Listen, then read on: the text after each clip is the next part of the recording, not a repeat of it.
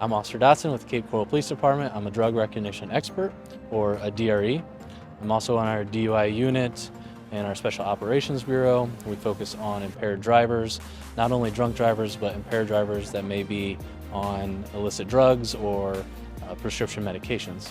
Most prescriptions will say right on the bottle that not to operate heavy machinery or use alcohol while taking this medication. Of course, that means that you should not do that.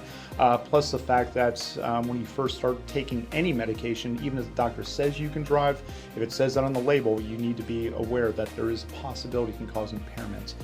So driving under the influence of even a prescription medication, just because you're prescribed that, does not mean that would not equate to a DUI if you're impaired. If you're impaired, you're impaired. DREs do a little more than a patrol officer generally does. We focus on doing an evaluation to include standardized field sobriety. So we do an eye examination, the walk and turn, one leg stand, things like that, finger to nose. But then we're also doing pulse rates, body temperature, blood pressure, pupil estimations, checking the different sizes and different lighting conditions, muscle tone, injection sites. It's a culmination of several different things that we do to piece together to basically come out with signs and symptoms that would be indicative of someone using a drug or drugs.